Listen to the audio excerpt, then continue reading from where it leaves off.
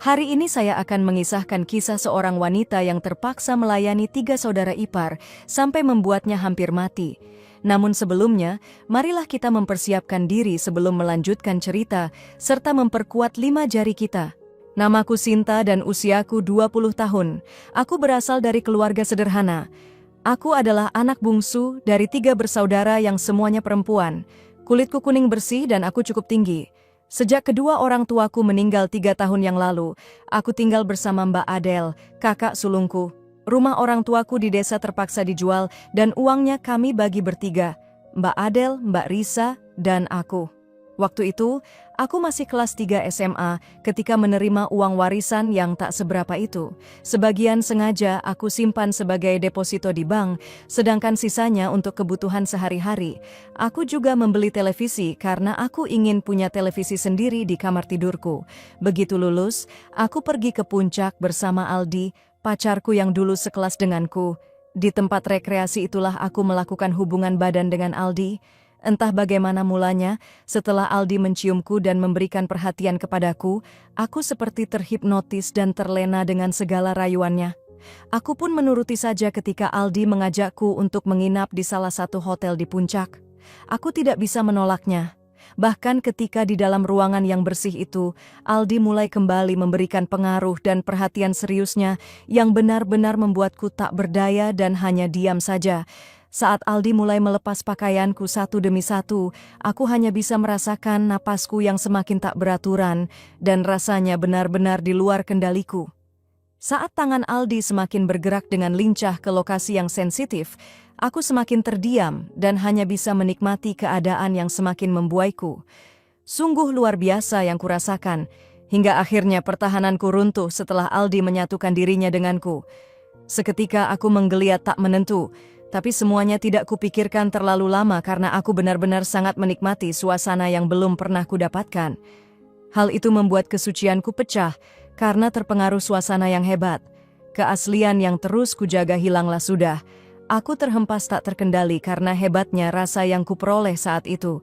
Seketika aku kehilangan tenaga, mataku berat, dan akhirnya aku tertidur di dalam pelukan Aldi, kekasihku. Bercak noda yang kulihat membuatku gemetaran. Kesucian yang seharusnya kupersembahkan untuk suamiku, akhirnya kuberikan lebih awal kepada Aldi, pacarku sekaligus calon suamiku kelak. Aku ingat Aldi kembali mengajakku melakukannya hingga lebih dari 3 kali pada hari itu. Aku benar-benar dibuat tak berdaya dengan kemampuannya. Tak usah memikirkan keaslian. Zaman sudah berubah, orang tidak butuh yang asli, melainkan kesetiaan, kata Aldi setelah berhasil mengambil anugerah yang paling berharga dariku sebelum ia pergi. Aku tidak menjawabnya, hanya desakan air mata yang akan menetes tak dapat kukendalikan. Ketika Aldi memberikan uang padaku, hampir saja aku melempar uang itu ke wajahnya. Tetapi Aldi keburu menciumku sehingga aku mengurungkan niatku. Aku tidak bisa marah atas sikapnya itu. Benar dugaanku. Setelah peristiwa itu, Aldi tidak menampakkan batang hidungnya. Hampir 3 minggu aku menunggu, namun tak kunjung juga kelihatan raut wajahnya. Akhirnya, aku memaksakan diri untuk datang ke rumahnya. Dan betapa terkejutnya aku ketika ibunya bilang, Aldi sudah berangkat ke Papua untuk mengadu nasib di sana. Niat hati ingin menyampaikan masalah ini kepada ibunya bahwa aku dan Aldi telah melakukan hubungan terlarang, tetapi mulutku seolah terkunci dan tidak bisa mengatakannya. Aku hanya menahan napas dan menghembuskannya dalam-dalam. Yang paling membuatku berdebar-debar adalah saat aku tidak mengalami kedatangan tamu rutinku. Aku takut. Beberapa jenis obat yang disebut orang bisa mengatasi masalahku telah kuminum. Namun, hasilnya tetap nihil dan aku tetap terlambat datang bulan. Aku semakin takut, apalagi aku harus segera pergi dari rumah karena rumah orang tua kami sudah terjual. Kepalaku semakin terasa pusing, sangat pusing, karena aku belum siap menerima aib ini. Bulan kedua kulewati dengan mengurung diri di kamar di rumah Mbak Adel, kakak sulungku. Di rumah ini, aku tinggal bersama suaminya, Mas Ferdi, dan anak tunggal mereka, Nita, yang masih balita. Selain itu ada pula Mas Yoga, adik Mas Ferdi, yang hingga kini masih membujang. Sebulan di rumah Mbak Adel, aku sudah tidak bisa menyembunyikan kondisiku lagi. Ketika Mbak Adel tidur, aku mengutarakan permasalahanku ini kepada Mas Ferdi, dengan harapan suami Mbak Adel itu bisa memberikan jalan keluar terbaik bagiku. Besok kamu ikut aku, kita harus menyelesaikannya. Jangan sampai semua orang tahu tentang aib ini, kata Mas Ferdi. Apalagi Adel, dia tidak boleh tahu musibah ini, tambahnya. Baik Mas, aku mengerti, jawabku sedikit gemetaran. Kamu masih punya simpanan uang? Tanya Mas Ferdi. Masih, tapi tidak banyak, sahutku. Besok kita ambil kekurangannya, aku yang tanggung, kata Mas Ferdi. Keesokan harinya, aku dibawa ke dokter yang ada di tengah kota. Di tempat yang tidak terlalu luas itu, permasalahan dan aibku akan dihilangkan. Siapkan saja uang sekitar 5 juta, kata dokter yang akan merawatku kepada Mas Ferdi. Aku kaget saat dokter menyebutkan uang senilai itu belum termasuk biaya kamar, biaya perawatan, dan obat-obatan yang juga harus ditebus. Aku memandangi Mas Ferdi untuk memastikan ucapan dokter. Nanti malam ya dok, ini kami membawa uang 5 juta untuk melengkapi seluruh biayanya, dan nanti saya akan ambil uang di ATM. Kata Mas Ferdi kepada dokter sembari melirikku. Aku merasa sangat lega karena dibantu oleh kakak iparku. Aku punya harapan untuk kuliah kembali agar menjadi orang sukses. Setelah aku menyerahkan uang kepada Mas Ferdi, dalam waktu 10 menit, aku sudah tidak sadarkan diri. Ketika aku bangun, aku telah berada di ruangan yang sama sekali tidak kukenal. Tidak lama kemudian, seorang perawat datang menghampiriku. Jangan bergerak dulu ya Mbak, kata perawat itu yang kira-kira berusia 38 tahun. Kemudian dia menyeka keringat dan tubuhku dengan kain putih. Tak lama berselang, Mas Ferdi datang dan membawa buah-buahan untukku. Aku tersenyum kepadanya dan Mas Ferdi pun membalas senyumku. Dia mengusap rambutku, lalu menciumnya. Suster, meski kami melakukan ini, kami ingin tetap menikah, kata Mas Ferdi dengan lemah. Kami hanya merasa belum siap saja, lanjutnya. Saya ingin Sinta menjadi istri keduaku, kata Mas Ferdi kepada perawat itu tanpa meminta persetujuanku. Karena aku harus berpura-pura menjadi kekasih gelapnya, sehari kemudian aku pulang. Tetapi, aku tidak diizinkan untuk pulang ke rumah Mbak Adel oleh Mas Ferdi. Aku justru dibawanya ke sebuah kosan. Kamu masih kelihatan pucat. Jangan pulang dulu. Kamu tidur di sini sekitar 3-4 hari dulu, nanti baru pulang. Lagi pula, Mas Ferdi sudah bilang ke Mbak Adel bahwa kamu balik ke kampung untuk keperluan menjenguk saudara, kata Mas Ferdi. Aku pun mengikuti saran kakak iparku itu. Hari-hari pertama Mas Ferdi bersikap sopan kepadaku. Dia sangat mengasihiku. Namun, pada hari kedua Mas Ferdi mulai berubah. Setelah berbaring di sebelahku, Mas Ferdi secara mengejutkan memintaku untuk memperhatikan tongkatnya. Aku enggak mampu, Sinta. Tolong kamu bantu aku agar kepalaku tidak pusing, pinta Mas Ferdi tiba-tiba. Tapi Mas, ini kan enggak benar, jawabku mencoba menghindar. Kakakmu sedang halangan. Sudah lebih seminggu aku enggak dapat jatah. Kamu enggak kasihan sama aku? Begitu, kata Mas Ferdi. Ingin rasanya aku menolak, tetapi bagaimana lagi? Mas Ferdi telah begitu baik kepadaku. Kupikir tidak ada salahnya kalau aku membantunya sekali ini saja.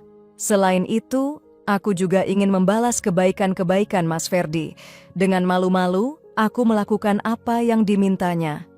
Kulihat tongkat Mas Ferdi masih tertidur, posturnya lumayan besar dan panjang. Lalu, aku mulai memberikan perhatian pada tongkat Mas Ferdi dengan sabar dan selembut mungkin. Sedikit demi sedikit, aku mulai melihat hasilnya. Tongkat Mas Ferdi perlahan mulai berubah dan menunjukkan jati dirinya. Tanganku merasakan dia mulai bergerak-gerak, hingga akhirnya tidak bisa bergerak lagi karena sudah dalam kondisi yang sesungguhnya. Aku terkejut ketika melihatnya saat aku berhenti memberikan perhatian padanya.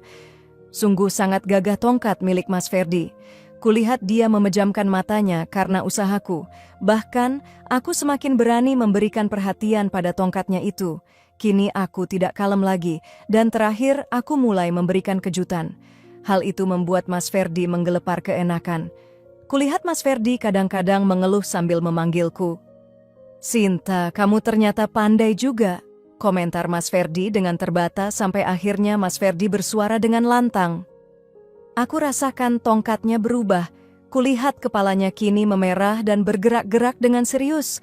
Mas Ferdi memejamkan matanya. Dia menggigil seolah ada sesuatu yang amat luar biasa dirasakannya. Tak lama kemudian tiba-tiba aku melihat tongkat Mas Ferdi menangis. Air matanya mengalir deras banyak sekali. Dan seiring dengan itu, Mas Ferdi gemetaran. Akhirnya, dia terdiam 1000 bahasa dengan napas yang berat. Namun, kulihat wajah Mas Ferdi tersenyum bahagia.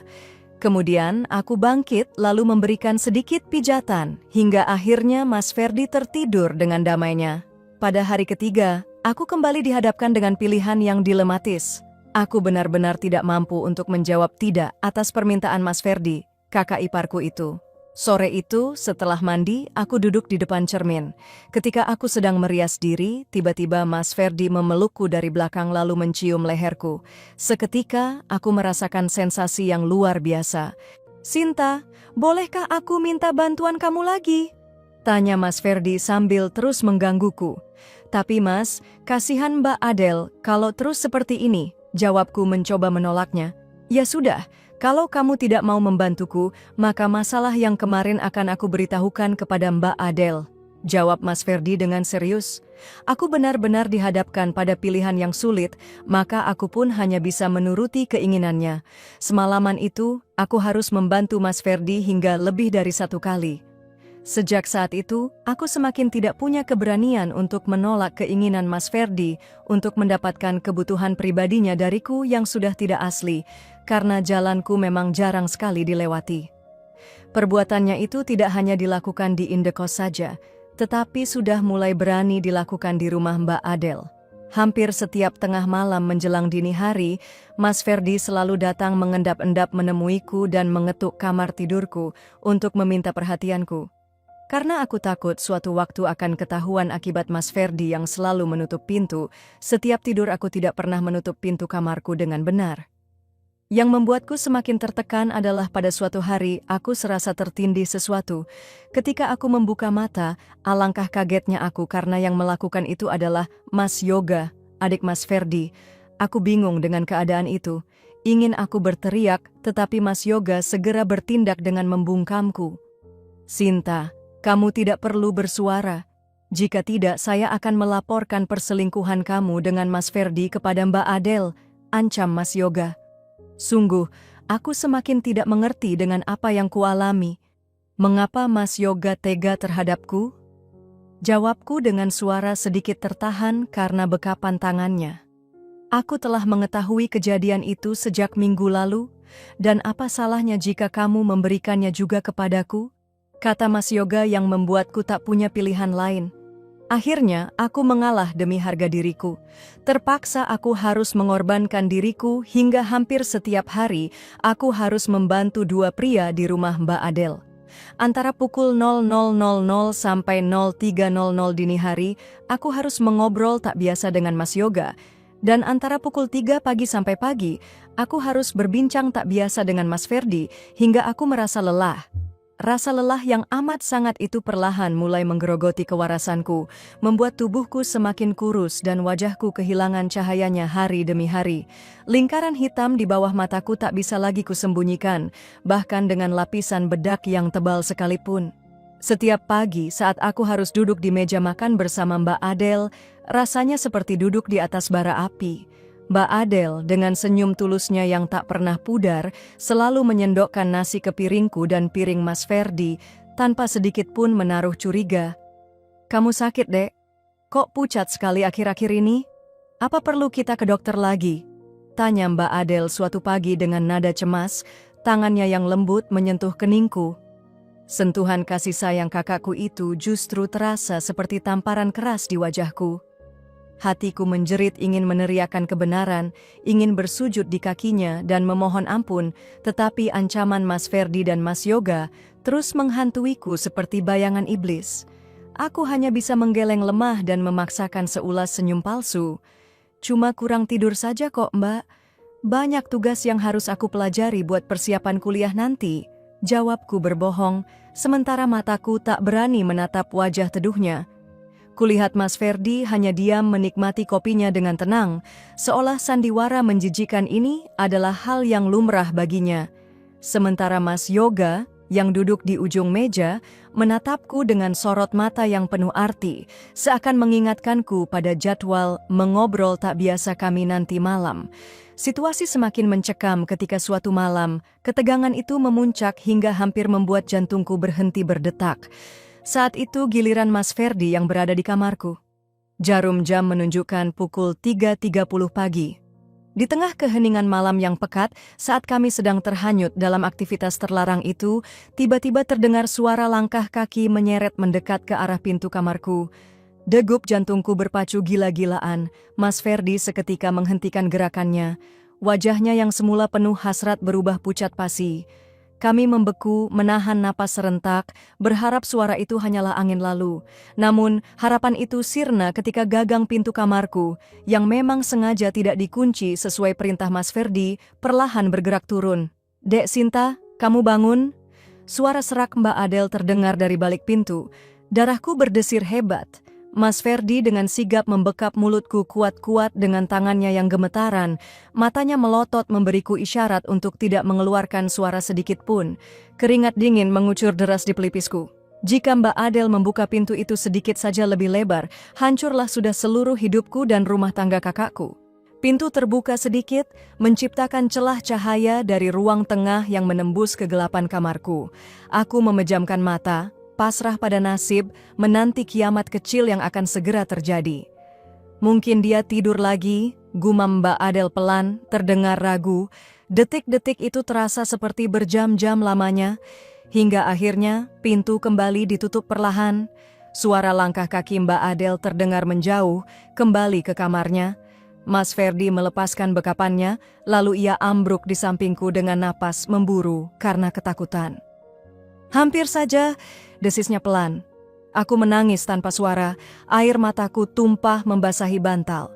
Aku sadar, aku sedang berjalan di atas tali tipis di tepi jurang kehancuran, dan entah sampai kapan aku bisa bertahan sebelum akhirnya terjatuh. Namun, yang lebih menyakitkan dari ketakutan itu adalah kenyataan bahwa aku mulai terbiasa dengan dosa ini, dan sebagian kecil dari diriku yang hina mulai tidak lagi merasa terpaksa. Perasaan tidak terpaksa itu justru menjadi racun yang perlahan membunuh hati nuraniku, mengubahku menjadi wanita bermuka dua yang semakin mahir bersandiwara di hadapan kakak kandungku sendiri.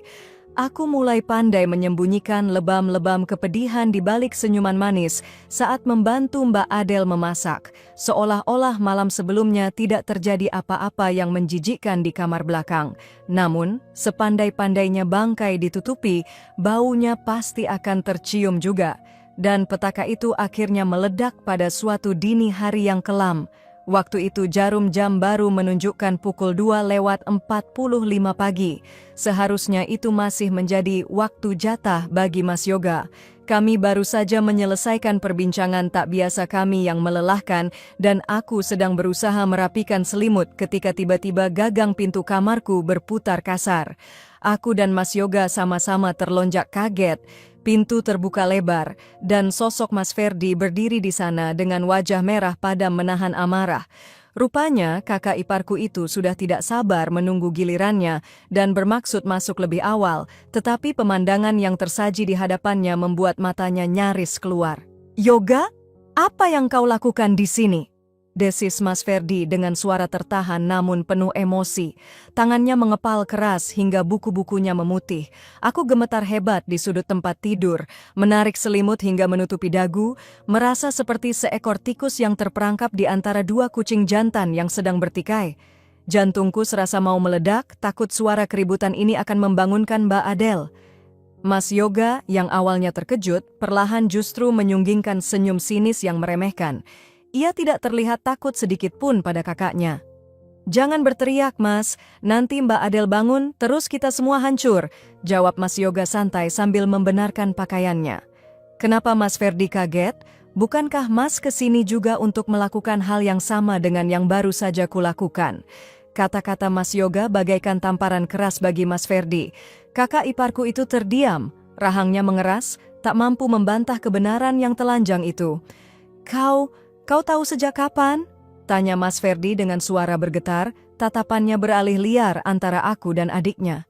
Sudah lama, aku sering mendengar suara-suara aneh dari kamar ini setelah jam 3 pagi. Jadi jangan merasa paling suci, Mas, tantang Mas Yoga sambil melangkah mendekati kakaknya. Kita sama saja. Kita sama-sama menikmati tubuh adik iparmu yang malang ini. Aku hanya bisa menangis tanpa suara. Air mataku mengalir deras membasahi pipi. Aku merasa sangat hina, diperlakukan tak ubahnya seperti barang dagangan yang sedang diperebutkan kepemilikannya. Harapanku bahwa Mas Ferdi akan marah dan mengusir Mas Yoga demi membelaku hancur berkeping-keping.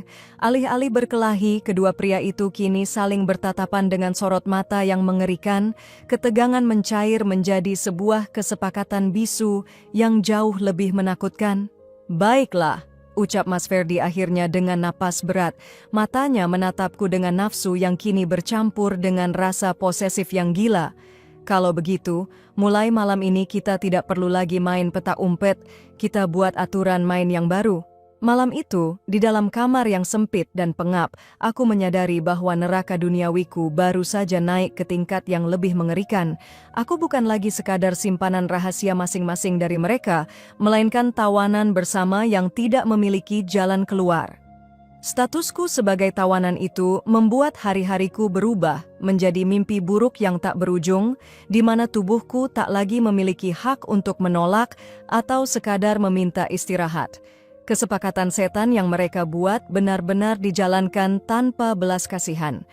Kamar tidurku yang sempit itu kini menjadi saksi bisu kebiadaban dua saudara kandung yang berlomba menuntaskan hasrat mereka, terkadang secara bergantian, dan tak jarang mereka berada di sana pada waktu yang bersamaan, memandangku seolah aku adalah seonggok daging tak bernyawa.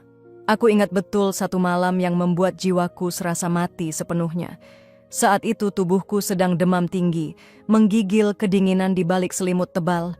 Tulang-tulangku terasa remuk redam dan kepalaku berdenyut hebat seakan dipukuli ribuan palu. Aku memohon dengan sisa tenagaku kepada Mas Ferdi yang baru saja masuk ke kamar. Mas, tolong, malam ini saja, biarkan aku tidur. Badanku panas sekali. Rintihku dengan suara parau, air mata meleleh dari sudut mataku yang panas. Namun, Mas Ferdi hanya menempelkan punggung tangannya sekilas di dahiku, lalu tersenyum dingin. Senyum yang dulu kupikir penuh kasih sayang, kini tampak seperti seringai iblis. Hanya demam sedikit, Sinta. Jangan manja. Ingat biaya hidupmu, biaya pengobatan kamu dulu, semuanya aku yang tanggung. Kamu harus membayarnya, bisiknya tajam tepat di telingaku. Kalimat itu menohok jantungku, membungkam segala protes yang ada. Dengan berlinang air mata, aku terpaksa melayaninya dalam keadaan setengah sadar, menahan rasa mual dan pusing yang berputar-putar, sementara Mas Yoga mengawasi dari kursi di sudut kamar, dengan tatapan yang membuatku merasa telanjang bulat meski masih berpakaian. Puncaknya terjadi keesokan paginya. Saat aku sedang membantu Mbak Adel menyiapkan sarapan, pandanganku tiba-tiba menggelap. Piring berisi nasi goreng yang kupegang terlepas dari tangan, pecah berantakan di lantai dengan suara nyaring yang memekakan telinga. Tubuhku ambruk, tetapi sebelum kepalaku membentur lantai, sepasang tangan kekar menangkapku. Sinta, astaga dek, jerit Mbak Adel histeris. Ia segera berlutut memangku kepalaku di pahanya. Wajahnya pucat pasi melihat kondisiku yang menyedihkan. Samar-samar aku membuka mata melihat wajah kakakku yang penuh kekhawatiran bercampur air mata. Rasa bersalah menghantam dadaku lebih keras dari rasa sakit fisik manapun. Ingin rasanya aku mati saja saat itu juga daripada harus terus membohongi wanita sebaik dia. Mas Ferdi, Mas Yoga, cepat kesini, Sinta pingsan. Teriak Mbak Adel memanggil suaminya. Langkah kaki terdengar bergedebuk mendekat. Mas Ferdi muncul, disusul Mas Yoga. Saat mata kami bertemu, aku melihat kilatan panik di mata Mas Ferdi. Bukan panik karena mengkhawatirkan nyawaku, melainkan panik jika aku mengigau dan membocorkan rahasia busuk mereka dalam keadaan tak sadarkan diri ini. Bawa dia ke kamar, Mas. Kita harus bawa ke dokter, badannya panas sekali. Perintah Mbak Adel sambil menangis. Dengan sigap Mas Ferdi membopongku. Namun saat ia mengangkat tubuhku, Ia mencengkeram lenganku dengan sangat kuat, sebuah peringatan terselubung yang menyakitkan. "Biar aku yang urus dia di kamar, Bu. Kamu bersihkan pecahan piring ini dulu, bahaya kalau kena Nita," kata Mas Ferdi dengan nada yang dibuat setenang mungkin, berusaha memisahkan aku dari Mbak Adele. Di dalam gendongan pria yang telah menghancurkan hidupku itu, aku menyadari bahwa aku sedang dibawa kembali ke neraka kecilku, tempat di mana tidak ada dokter, tidak ada obat, dan tidak ada belas kasihan yang menantiku. Begitu pintu kamar tertutup dan bunyi klik kunci terdengar, Mas Ferdi langsung menghempaskan tubuhku yang lemas ke atas kasur tanpa sedikit pun rasa iba. Topeng kekhawatiran yang ia tunjukkan di depan istrinya tadi lenyap seketika, berganti dengan tatapan nyalang yang menusuk hingga ke tulang sumsumku. Napasku tersengal-sengal menahan sakit di sekujur tubuh, tetapi rasa takut terhadap pria di hadapanku ini jauh lebih menyiksa daripada demam yang membakar kulitku. "Dengar baik-baik, Sinta," bisik Mas Ferdi sambil mencengkeram rahangku dengan kasar, memaksaku menatap matanya yang gelap. "Jangan coba-coba bertingkah atau mengadu pada kakakmu. Kalau sampai Adele tahu, aku pastikan bukan cuma aku yang hancur, tapi dia juga. Kau mau melihat kakak kesayanganmu itu gila karena tahu kelakuan bejat suami dan adiknya sendiri? Kau mau melihat rumah tangga ini berantakan dan Nita telantar?" Ancaman itu sukses membungkam mulutku rapat-rapat. Air mataku menetes membasahi tangannya yang kasar. Aku tahu dia tidak main-main. Mas Ferdi memegang kartu as terkuat, yaitu kebahagiaan Mbak Adele, dan dia tahu aku rela mati perlahan asalkan kakakku tetap tersenyum. Tak lama kemudian, terdengar ketukan panik di pintu. "Mas, buka pintunya. Aku sudah siapkan kompres. Kita harus bawa Sinta ke rumah sakit sekarang. Aku takut dia kena tifus atau demam berdarah." Suara Mbak Adele terdengar bergetar di luar. Mas Ferdi melepaskan cengkeramannya, merapikan bajunya sejenak, lalu mengubah ekspresinya kembali menjadi suami yang tenang sebelum membuka pintu. Mbak Adele langsung menghambur masuk, meletakkan baskom air di meja, dan segera menempelkan kain basah ke dahiku dengan tangan gemetar. "Ya ampun, panas sekali. Ayo Mas, siapkan mobil. Kita ke IGD sekarang," desak Mbak Adele sambil terisak. Jantungku berdebar kencang, ada secercah harapan di hatiku. Jika aku dibawa ke rumah sakit, mungkin dokter akan melihat tanda-tanda kekerasan di tubuhku, atau setidaknya aku bisa jauh dari jangkauan Mas Ferdi dan Mas Yoga barang sejenak. Aku menatap Mbak Adele dengan pandangan memohon. Bibirku bergerak lemah ingin mengatakan iya, namun harapan itu dipatahkan dengan kejam oleh Mas Ferdi. "Jangan Bu, jangan panik dulu," potong Mas Ferdi dengan nada halus tetapi tegas. Tangannya memegang bahu Mbak Adele seolah menenangkan. "Kalau ke rumah sakit sekarang, prosedurnya ribet, belum lagi biayanya mahal, dan Sinta pasti langsung diopname. Kasihan Nita di rumah kalau kamu harus menunggui Sinta di rumah sakit. Biar aku saja yang panggil Dokter Rudy, teman lamaku. Dia bisa datang ke sini dan memeriksa Sinta secara privat. Lebih aman dan Sinta bisa istirahat tenang di kamarnya sendiri." Mbak Adele tampak ragu sejenak, menatapku dan suaminya bergantian. Namun karena kepercayaannya yang buta pada Mas Ferdi, ia akhirnya mengangguk pasrah. "Ya sudah, kalau menurut Mas itu yang terbaik. Tapi, cepat hubungi dia Mas. Aku enggak tega lihat Sinta begini," ucap Mbak Adele lirih. Mas Ferdi tersenyum tipis, senyum kemenangan yang membuat perutku mual. Ia berhasil mengisolasi aku lagi. Tidak akan ada Dokter Rudy, aku yakin itu. Atau, kalaupun ada, itu pasti seseorang yang bisa ia kendalikan. Benar saja, dokter yang datang 1 jam kemudian adalah seorang pria parubaya berwajah kusam yang menatapku dengan sorot mata aneh saat Mas Ferdi meninggalkannya berdua denganku untuk memeriksa. Ia hanya memberiku suntikan yang katanya vitamin dan beberapa butir obat tanpa label yang jelas. "Minum ini, kau akan tidur nyenyak dan tidak akan merasa sakit lagi," kata Mas Ferdi setelah dokter bayaran itu pergi, menyodorkan segelas air dan pil berwarna kuning itu ke mulutku. Mbak Adele sedang sibuk di dapur membuat bubur sehingga tidak melihat seringai licik di wajah suaminya. Dengan tangan gemetar dan hati yang hancur, aku menelan pil itu. Tak butuh waktu lama, pandanganku mulai kabur. Tubuhku terasa melayang, dan kesadaranku perlahan terseret ke dalam kegelapan pekat yang dipaksakan. meninggalkan tubuhku yang tak berdaya di bawah pengawasan serigala-serigala berwajah manusia itu. Kegelapan pekat itu ternyata tidak memberiku ketenangan, melainkan menjebakku dalam kelumpuhan yang mengerikan, di mana ragaku tertidur mati, tetapi otakku masih samar-samar menangkap sinyal bahaya di sekelilingku. Dalam kondisi antara sadar dan tidak, aku merasa seperti mayat hidup yang terperangkap di dalam tubuhnya sendiri.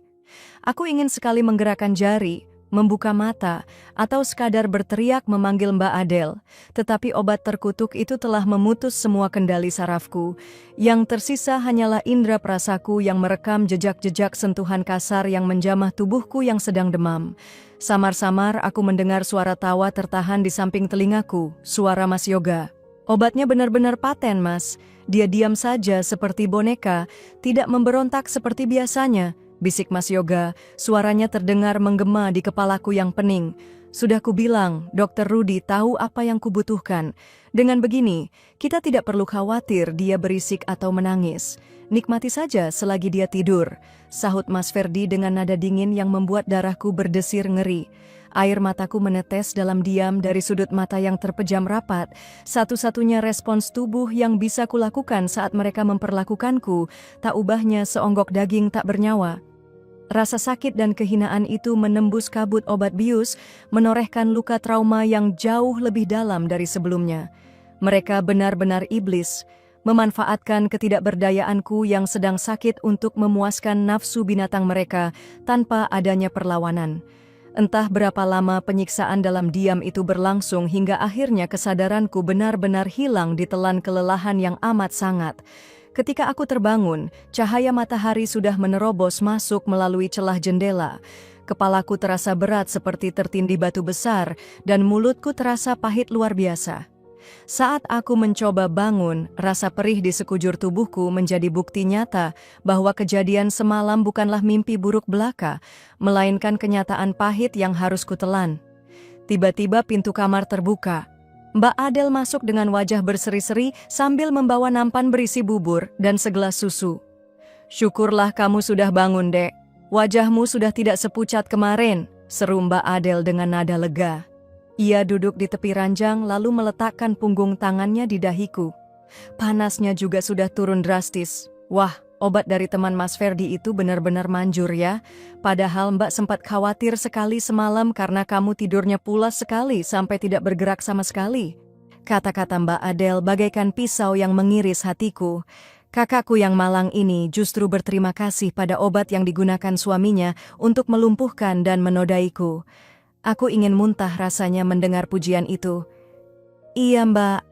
Mas Ferdi, sangat perhatian," jawabku dengan suara serak, memaksakan kebohongan itu keluar dari tenggorokanku yang tercekat demi melihat senyum lega di wajah Mbak Adele. Namun, di balik senyum palsu itu, aku menyadari satu hal yang membuatku semakin putus asa. Mulai hari ini, Mas Ferdi memiliki senjata baru. Jika aku menolak atau mencoba melawan, ia bisa dengan mudah memaksaku menelan pil-pil setan itu lagi, membuatku tidak sadarkan diri dan menjadi boneka mainan mereka sepenuhnya. Aku tidak lagi sekadar tawanan di rumah ini. Aku kini adalah kelinci percobaan dalam laboratorium nafsu mereka yang tak berujung. Rasa putus asa itu membawaku pada titik terendah dalam hidupku, di mana hari demi hari kulalui seperti mayat hidup yang bernapas tetapi tak bernyawa. Ancaman Mas Ferdi tentang pil penenang itu bukan sekadar gertakan sambal. Setiap kali aku mencoba menolak sentuhannya atau menunjukkan gelagat ingin memberontak, ia akan dengan tenang mengeluarkan botol kecil berisi pil kuning itu dari saku celananya. Cukup dengan melihat botol itu, nyaliku langsung ciut dan tubuhku gemetar hebat, memaksaku kembali pasrah menjadi budak nafsunya dan adiknya. Waktu bergulir dengan kejam. 1 bulan, 2 bulan, neraka itu terus berlangsung tanpa henti. Tubuhku yang dulu berisi dan segar kini layu seperti bunga yang tak pernah disiram. Tulang selangkaku mulai menonjol dan pipiku semakin tirus. Mbak Adele semakin sering bertanya dengan cemas, bahkan membelikanku berbagai vitamin mahal. Namun, semua itu tidak ada gunanya karena sumber penyakitku adalah suami dan adik iparnya sendiri. Hingga suatu pagi, petaka yang paling kutakuti, bahkan lebih menakutkan daripada kematian, datang menghantamku tanpa ampun. Pagi itu saat aroma bawang goreng yang dimasak Mbak Adel menyeruak masuk ke kamarku, perutku tiba-tiba bergejolak hebat. Rasa mual yang tak tertahankan mendesak naik ke kerongkongan. Aku berlari terbirit-birit menuju kamar mandi, memuntahkan cairan bening yang terasa pahit dan asam. Tubuhku lemas, merosot duduk di lantai kamar mandi yang dingin. "Dek Sinta, kamu kenapa? Masuk angin lagi?" Suara Mbak Adel terdengar dari balik pintu, penuh kekhawatiran. "Iya Mbak, cuma mual sedikit," jawabku berbohong dengan napas tersengal, berusaha menyiram bekas muntahanku agar tidak terdengar mencurigakan. Namun di dalam hati lonceng kematian berbunyi nyaring. Tiba-tiba aku teringat sesuatu yang selama ini terabaikan karena stres yang mendera. Dengan tangan gemetar, aku menghitung tanggal di kalender kecil yang tergantung di balik pintu kamar mandi. Jantungku serasa berhenti berdetak saat menyadari kenyataan itu. Sudah 2 bulan aku tidak kedatangan tamu bulanan. Keringat dingin mengucur deras di punggungku. Rasa takut yang mencekam membuat pandanganku berkunang-kunang. Aku meraba perutku yang masih rata dengan tatapan ngeri. Jika benar ada janin yang sedang tumbuh di rahimku ini, pertanyaan terbesar yang muncul bukanlah bagaimana cara menggugurkannya, melainkan pertanyaan yang jauh lebih mengerikan dan menjijikkan. Benih siapa yang kini tertanam di tubuhku? Apakah milik Mas Ferdi, kakak iparku yang kejam? Ataukah milik Mas Yoga, adik ipar yang tak kalah bejatnya? Aku menjambak rambutku sendiri, ingin berteriak memaki takdir. Mengandung anak dari pacar yang kabur saja sudah membuatku hancur, apalagi kini aku harus mengandung anak yang entah siapa bapaknya, dan keduanya masih memiliki hubungan darah dengan kakak kandungku sendiri. Ini bukan lagi sekadar aib. Ini adalah kutukan yang akan menghancurkan seluruh silsilah keluargaku hingga ke akar-akarnya. Kutukan yang akan menghancurkan silsilah keluarga itu kini terasa mencekik leherku, membuatku sulit bernapas meski udara di sekelilingku melimpah. Aku tahu aku tidak bisa menyimpan bom waktu ini sendirian. Cepat atau lambat, perutku akan membesar, dan kebohongan tentang masuk angin tidak akan lagi berlaku di hadapan Mbak Adel. Hari itu, dengan sisa-sisa keberanian yang kukumpulkan dari rasa takut, aku nekat menyelinap keluar sebentar saat Mbak Adel sedang menjemur pakaian. Aku membeli alat tes kehamilan di apotek yang letaknya jauh dari kompleks perumahan kami, berharap tidak ada tetangga yang melihat. Sesampainya di kamar mandi, 2 garis merah tegas yang muncul di alat tes itu seolah menjadi vonis hukuman mati bagiku. Aku menangis tanpa suara, membekap mulutku sendiri agar isak tangisku tidak terdengar keluar. Malam harinya, saat jarum jam menunjukkan pukul 1 dini hari, aku menunggu kedatangan mereka dengan jantung yang berdegup kencang. Kali ini, aku tidak mengunci pintu, membiarkan nasibku ditentukan di meja pengadilan setan ini. Tak lama, Mas Ferdi dan Mas Yoga masuk hampir bersamaan ke kamarku. Wajah mereka menyiratkan nafsu yang sudah tak sabar. Namun sebelum mereka sempat menyentuhku, aku melemparkan alat tes kehamilan itu ke hadapan mereka. Benda kecil itu mendarat di atas kasur, tepat di depan lutut Mas Ferdi. "Apa ini?" tanya Mas Ferdi bingung, mengambil benda itu dan mengamatinya di bawah cahaya lampu tidur yang remang. "Aku hamil," ucapku datar, suaraku mati rasa, "dan aku tidak tahu itu anak siapa di antara kalian berdua." Seketika, suasana kamar yang hening berubah mencekam. Mas Ferdi terbelalak, wajahnya pucat pasi seolah baru saja melihat hantu. Ia menoleh cepat ke arah Mas Yoga yang berdiri di belakangnya. "Kau?" Mas Ferdi menunjuk wajah adiknya dengan jari telunjuk yang gemetar karena amarah. "Ini pasti ulahmu. Kau yang sering tidak pakai pengaman kan?" "Enak saja," bantah Mas Yoga tak terima, suaranya meninggi meski masih berbisik. Mas Ferdi juga sama saja. "Mas pikir aku tidak tahu kalau Mas sering mengeluarkannya di dalam karena malas membersihkannya? Jangan limpahkan kesalahan ini padaku sendirian." Pertengkaran bisu namun mematikan, itu meledak di depan mataku. 2 saudara kandung itu kini saling menuding, saling menyalahkan atas benih yang mereka tanam paksa di rahimku. Wajah mereka merah padam, urat-urat leher mereka menonjol. Mereka tidak peduli pada nasibku atau janin itu. Mereka hanya peduli siapa yang harus bertanggung jawab jika aib ini terbongkar. "Cukup," Desisku, menengahi mereka sebelum suara mereka membangunkan Mbak Adele. Percuma kalian bertengkar. Sekarang keputusannya ada di tangan kalian. Kalau Mbak Adele tahu aku hamil lagi, dia pasti akan bertanya siapa bapaknya. Dan aku tidak akan ragu untuk menunjuk kalian berdua sekaligus. Aku sudah tidak peduli lagi kalau aku harus mati, asalkan kalian juga hancur. Ancamanku yang terdengar nekat itu membuat mereka terdiam. Mas Ferdi menatapku dengan sorot mata yang mengerikan, campuran antara kebencian dan ketakutan. Ia menyadari bahwa gadis lugu yang selama ini ia tindas kini sudah berada di tepi jurang dan siap menarik mereka jatuh bersamanya. Mas Ferdi menarik napas panjang, lalu meremas alat tes kehamilan itu hingga patah di tangannya. Tidak akan ada yang tahu. Desis Mas Ferdi dingin, suaranya terdengar seperti vonis hakim yang korup. Besok malam kita akan pergi ke tempat teman lamaku lagi. Dokter Rudy, dia bisa membereskan masalah ini sampai tuntas. Tapi Mas, sela Mas Yoga ragu, wajahnya tampak ngeri. Baru 2 bulan lalu dia dikuret. Kalau dilakukan lagi secepat ini, rahimnya bisa rusak. Dia bisa pendarahan hebat, bahkan bisa mati. Mas Ferdi menoleh ke arah adiknya dengan tatapan tajam yang membungkam segala bantahan. Lebih baik dia mati karena pendarahan daripada kita semua mati karena aib ini terbongkar di depan Adele dan keluarga besar, ucap Mas Ferdi tanpa perasaan. Kemudian ia menatapku. Matanya menusuk tepat ke jantungku. Siapkan dirimu, Sinta. Besok malam kita berangkat.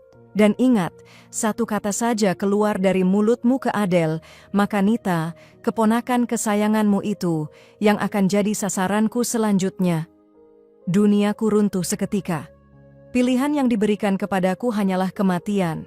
Mati jiwaku karena kembali melakukan dosa pembunuhan janin, atau mati ragaku di meja operasi ilegal demi menyelamatkan nama baik para bajingan ini.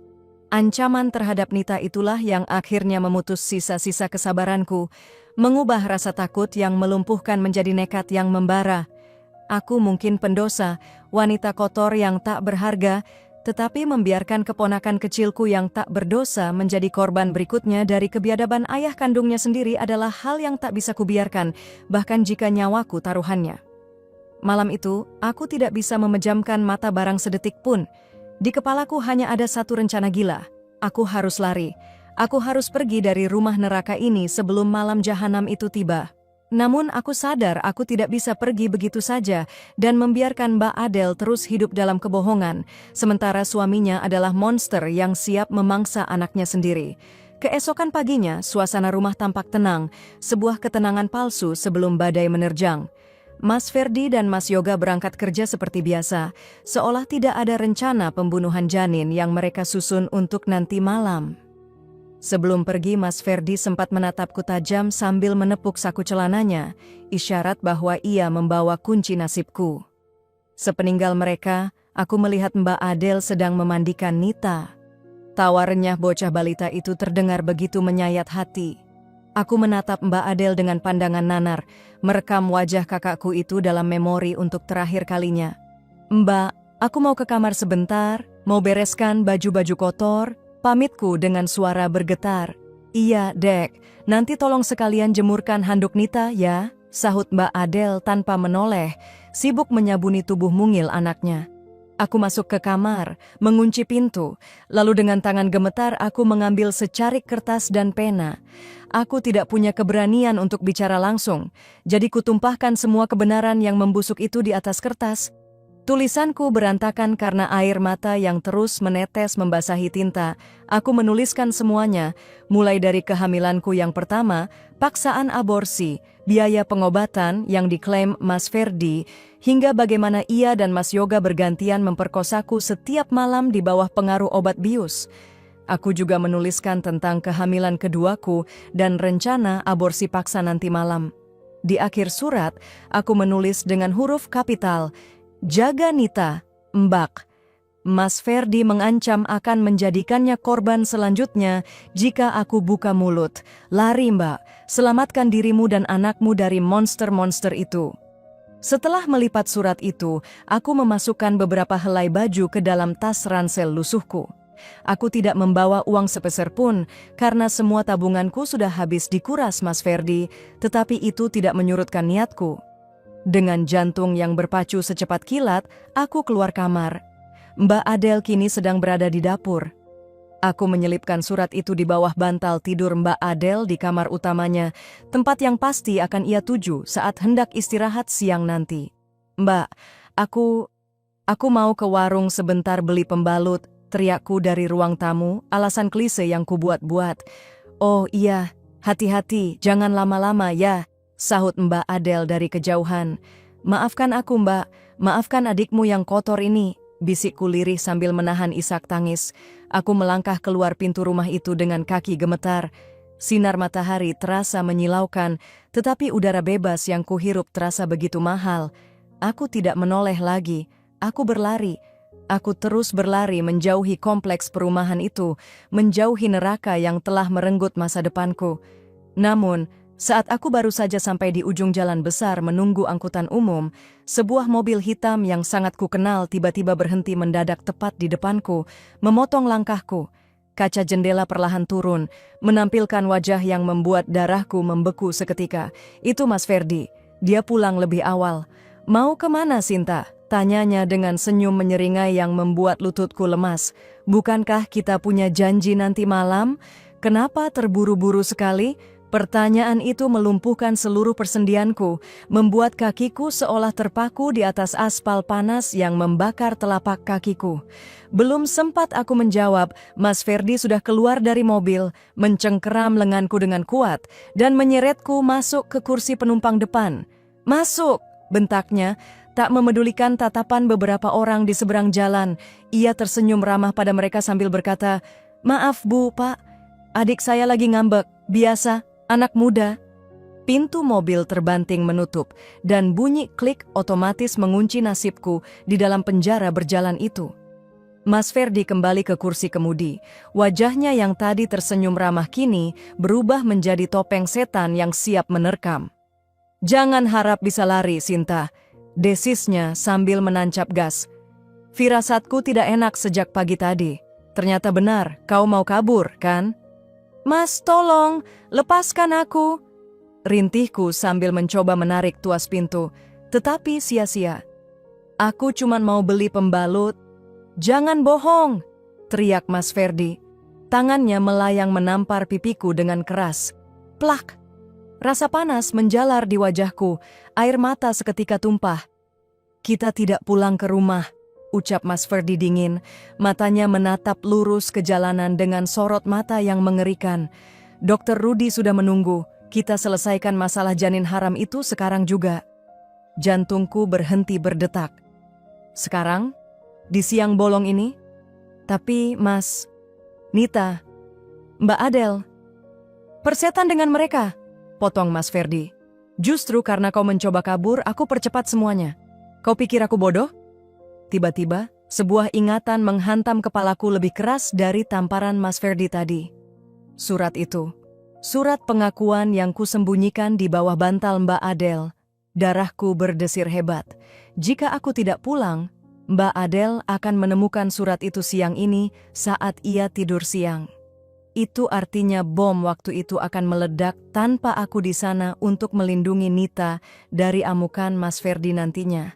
Atau lebih buruk lagi, jika Mas Ferdi tahu tentang surat itu saat kami masih di jalan, dia mungkin akan membunuhku di sini dan sekarang juga. "Mas, kita harus pulang dulu, ada yang ketinggalan."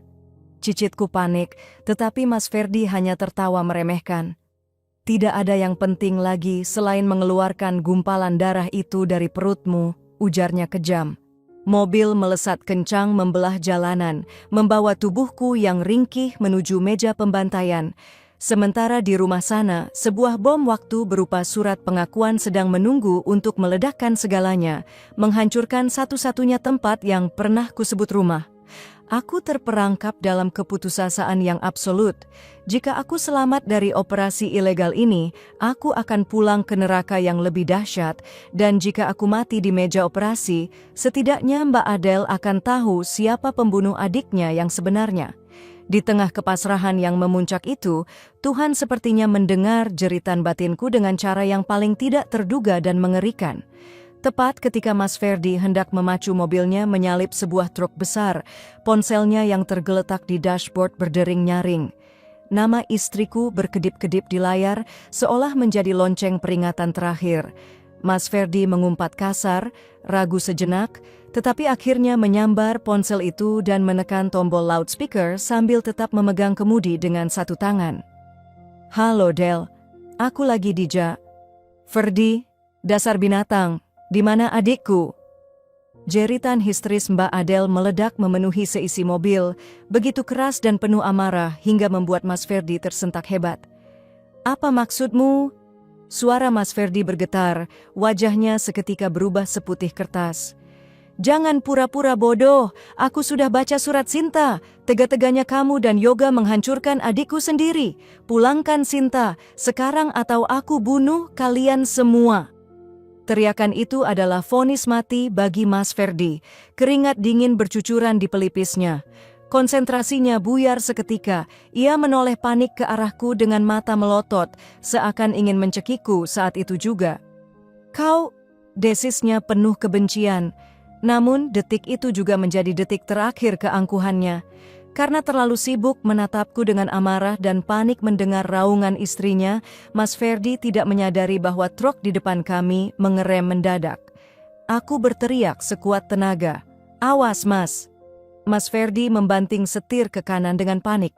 Mobil kehilangan kendali, berputar liar di tengah jalanan aspal, lalu terpelanting hebat menabrak pembatas jalan beton dengan benturan yang memekakkan telinga. Brak! Duniaku berputar, kaca-kaca berhamburan, dan rasa sakit yang luar biasa menghantam sekujur tubuhku sebelum semuanya menjadi gelap gulita. Entah berapa lama aku pingsan.